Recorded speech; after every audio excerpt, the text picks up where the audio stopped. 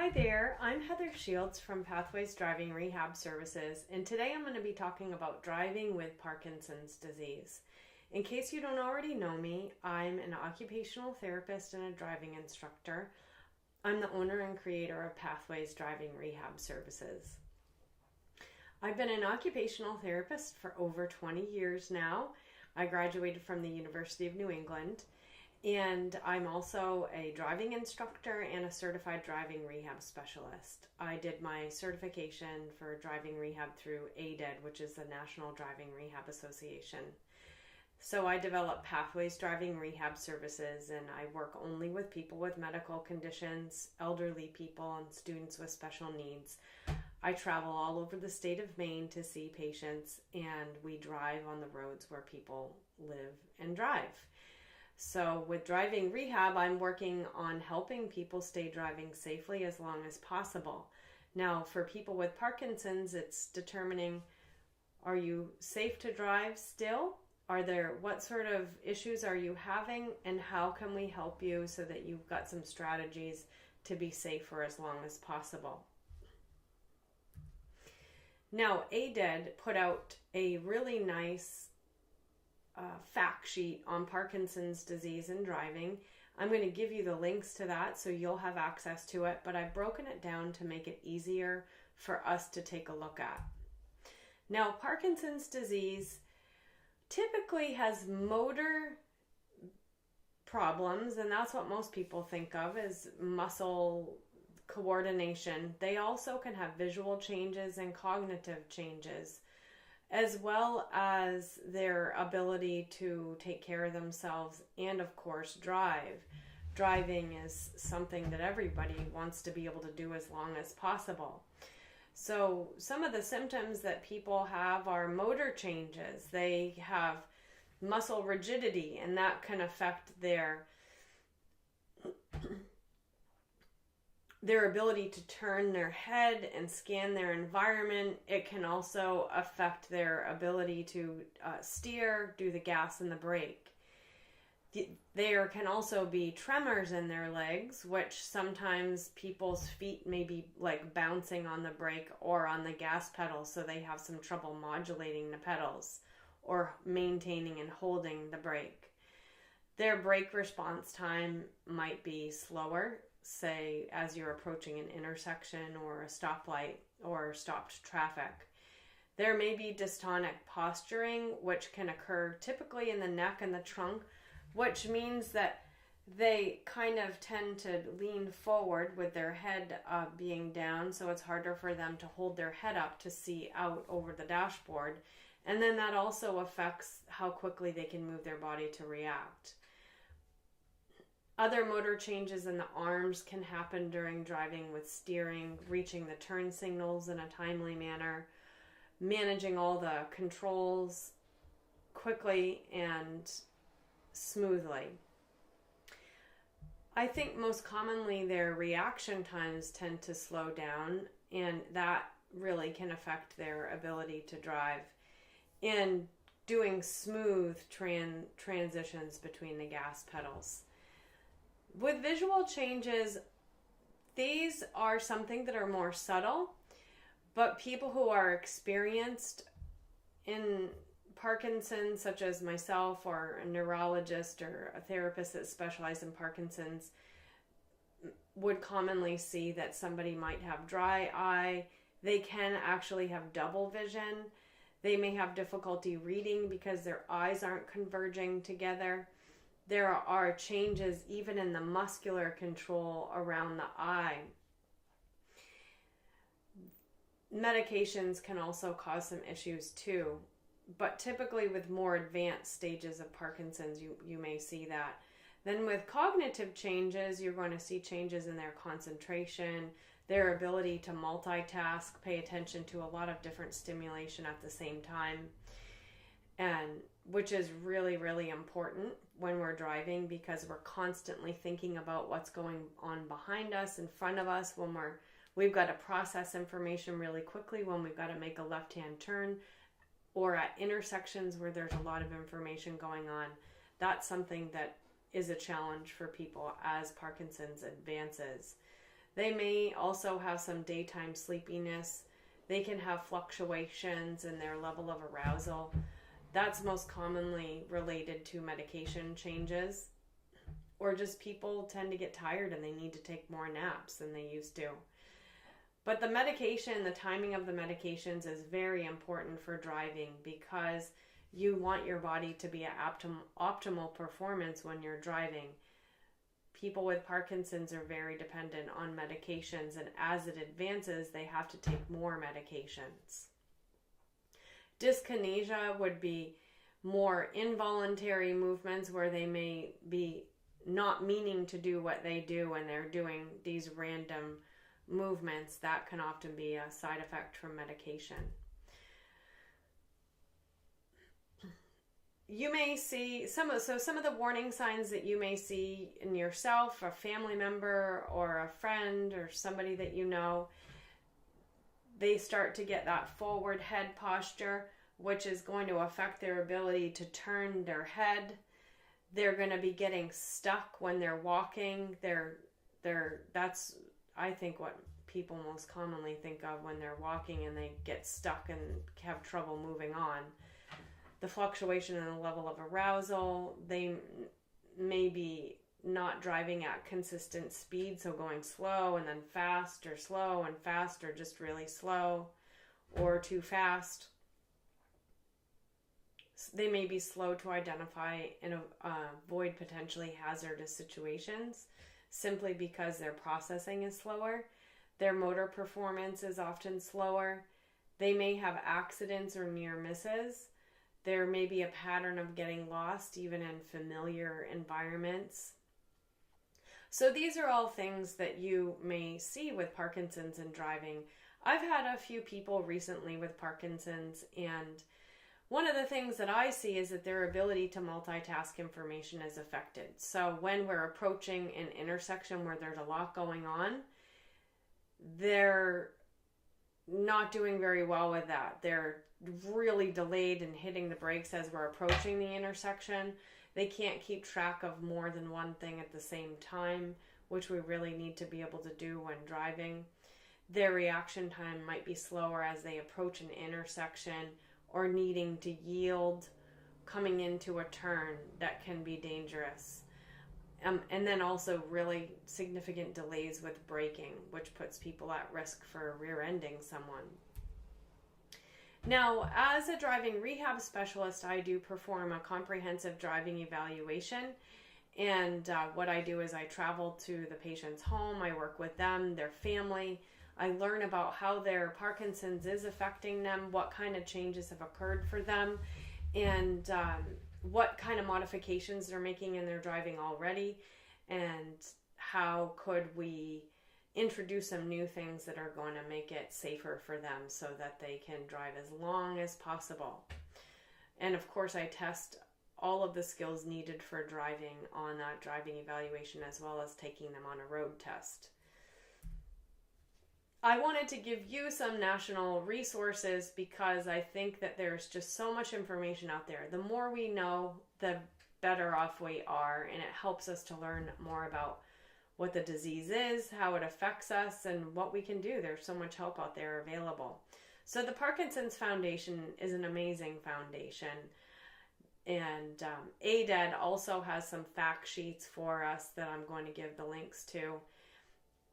The National Highway and Traffic Safety Association has some wonderful links also for Parkinson's patients, and American Occupational Therapy Association. So in a minute, I'll take you to them. Let's start by going to the Parkinson's Association. All right, so here on this website, you can learn all about Parkinson's, what it is, what causes it, the early signs. I mean, typically people have Parkinson's for a lot longer than before they are diagnosed. And then living with Parkinson's,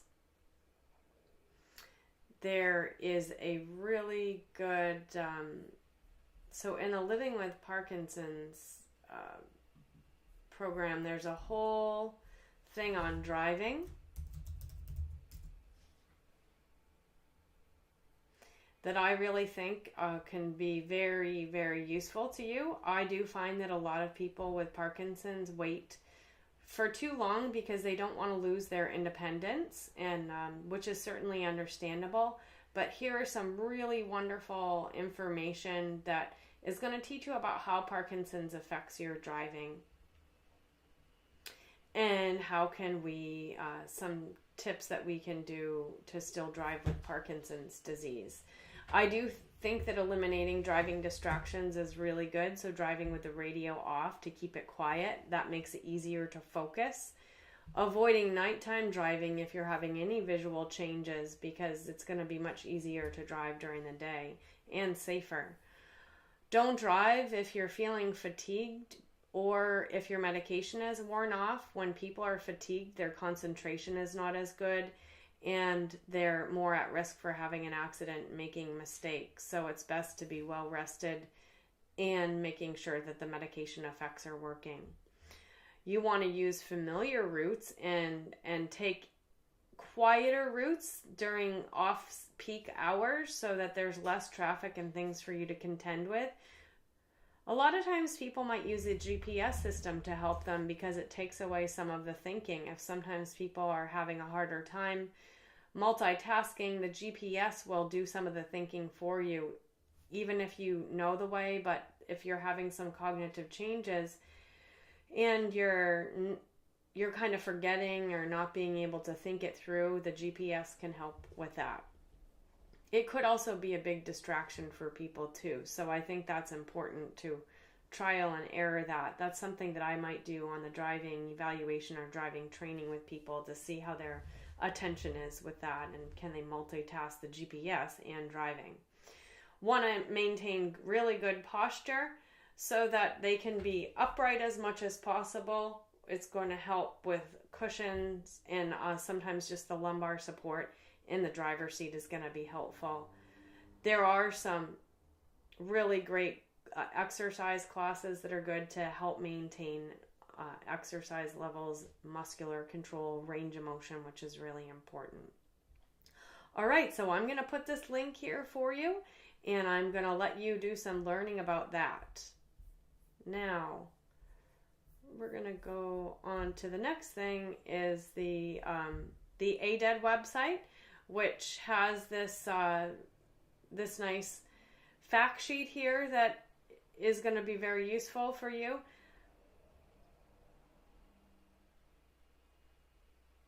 You know, hitting both pedals with one foot by accident, that happens because people don't have good coordination, or maybe there's muscle tremors or rigidity, so they don't have that control to get quickly.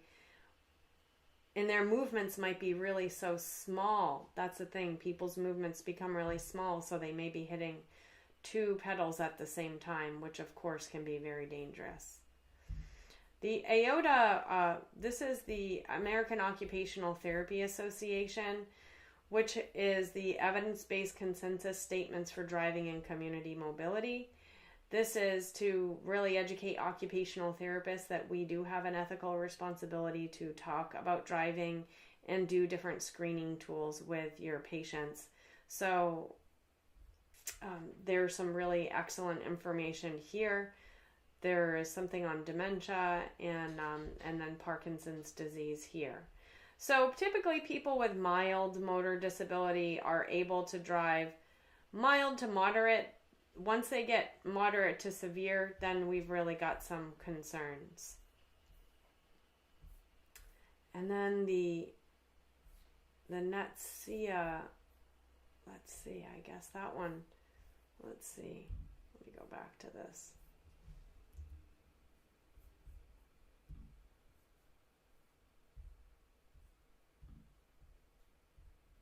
This is the, I think this is a really good, this is part of the Drive Well toolkit that American Occupational Therapy Association and National Highway Traffic Safety Association put together. This is a really wonderful resource for you that you can take a look at. Okay, so I'll put that in there in the links for you.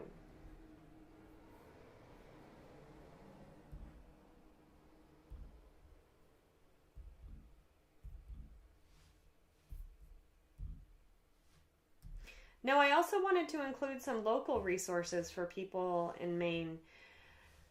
Maine has a Parkinson's. It's always hard for me to say that.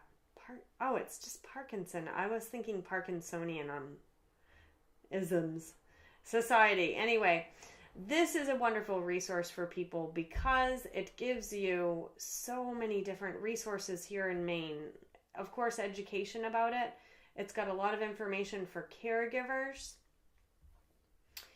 And there are different support groups here in Maine, which I think is very valuable.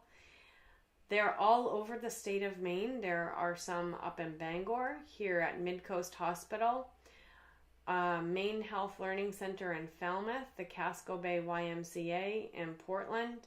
I know that there's also something in Freeport at the YMCA, a Parkinson support group, because I spoke there once. There's a Portland area support group at Thornton Heights United Methodist Church. Up in Damerscotta at Lincoln Health Miles campus, there's one. Stevens Memorial Hospital, Waldo County Home Health and Hospice, and Bradford on the Common in Kennebunk. So that's a really great resource. And on that Maine Parkinson Society website, they also have exercise classes available. Rock Steady is a program that involves boxing and is really an amazing program.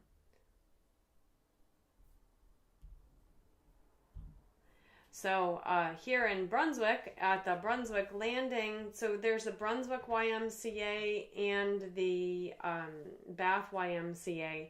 They do have exercise classes for people with Parkinson's, and they also have a Rock Steady program.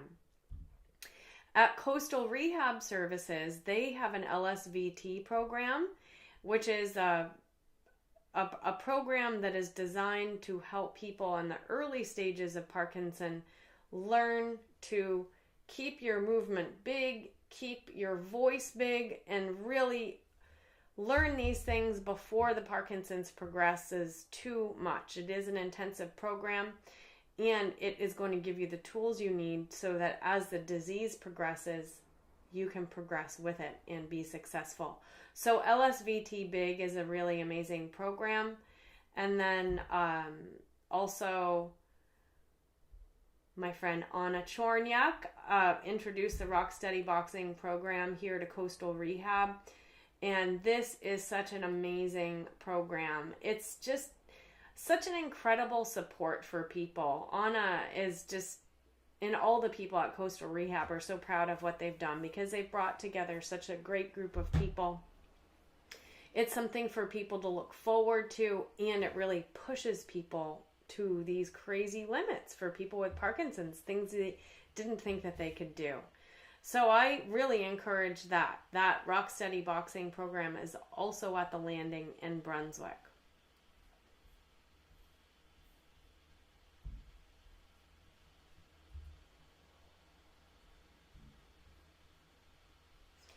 Okay, so those are some local resources that are going to help you. Now, these things are going to help people with Parkinson's to maintain the movement and maintain all of the things that they need in their life. I am going to help you with driving, and that's what I would like to be able to help people with so that they can stay driving safely as long as possible. If you want to learn more about a driving evaluation with Pathways Driving Rehab Services, then you can go to my website at pathwaysrehabservices.com and learn all about that. Here is my information to reach out and contact me. Now, I want to just speak a little bit more about some specific issues that I see when people with Parkinson's are driving. It really takes them a lot longer to think through the information and be able to respond to it. Sometimes people might be going to reach to open up the door, freezing when opening up the door. There might be motor control issues with the key, with the steering, and the gas and the brake. I think the main thing is that you want your reaction time to be quick enough and your cognitive processing speed to be quick enough. That's what I'm able to work with people on until the disease has progressed so much that it's no longer really rehabable. But in the earlier stages, mild to moderate stages, certainly we can help a lot. I think that for people with Parkinson's, they often wait for a long time because it's a progressive condition and they are able to just manage with the changes and keep going along and maybe don't realize the changes that are occurring. It might be their family that might see something, and finally things are just getting to a point where it's a concern for driving and also being able to walk to and from your car. So I think that's when you can reach out to me to help see what we can do to make that possible and keep you driving safely as long as possible. Okay, so thanks for joining me here today. Please pass along this information and stay tuned for more informative little in-services for you. Bye-bye.